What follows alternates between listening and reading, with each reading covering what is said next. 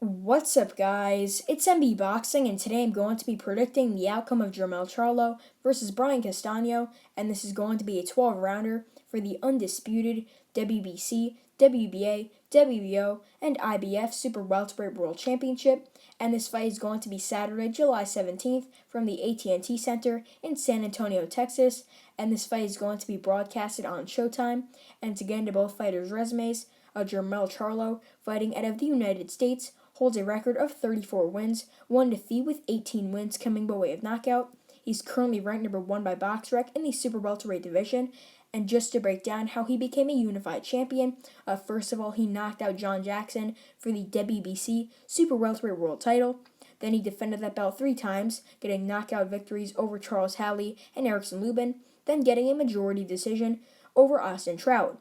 And after that Trout fight, he took on Tony Harrison and lost that fight via unanimous decision, and that was the only loss of his career so far, and he also lost the WBC Super Welterweight World title.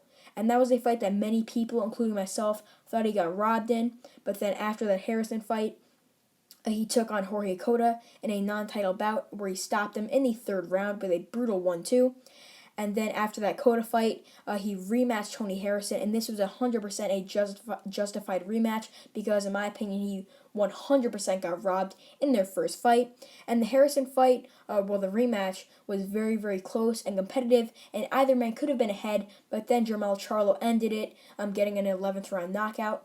And then after the second Harrison fight, Charlo took on Jason Rosario in September of 2020, where he knocked him out in the 8th round with a brutal jab to the body to win the WBA and IBF Super Welterweight World titles. And after that fight, he was a 3-belt champion, holding the WBC, WBA, and IBF Super Welterweight World titles. And to get into his opponent's resume, Brian Castano, fighting out of Argentina, he holds a record of 17 wins, no defeats with 1 draw, and 12 wins coming by way of knockout. He's currently ranked number 2 by BoxRec in the Super Welterweight division. And just to break down how he became a champion, first of all, he knocked out Emmanuel de Jesus in Argentina to win the interim WBA Super Welterweight World title. And then after that de Jesus fight, he defended that belt once, winning via split decision over Michel Soro in a very, very close and competitive fight that could have went either way. And then after that Soro fight, he took on Cedric V2 and was upgraded to the WBA regular champion, and he won that fight via knockout. Then after being upgraded to regular champion, he went to the United States in the Barclays Center to take on Erislandy Lara, and that fight ended in a split decision draw. And then after the Lara fight, he took on Wale Omatoso in a non-title bout, winning that fight via knockout in the 5th round. And then after that Omatoso fight, he took on Patrick Teixeira in February of 2020, winning that fight via wide, unanimous decision to become the WBO Super Welterweight World Champion. And in my opinion, this fight is going to be really, really close and competitive while it lasts. I could definitely see it being like Jason Rosario taking on Jermell Charlo, where it was really, really close aside from those knockdowns, because if you really take away those knockdowns, that was like a 1-point fight or a draw, or either man could have been ahead. It was really, really close. And most of you guys know that Brian Castano is a come-forward pressure fighter. He showed that against Teixeira, against Soro, against his best opponents, even Lara. But he loves to dig to the body. He carries a good amount of power, and I could definitely see him giving Charlo a lot of problems early on. He definitely has good stamina. In his last fight, he went the full 12 with throwing a lot of punches and still showed that he had a gas tank. But for Charlo, he usually does better in the later rounds, and I could definitely see that happening here. Because against Rosario, I know he's not really known for his stamina, but still, he gave Charlo a really, really tough fight for the first half.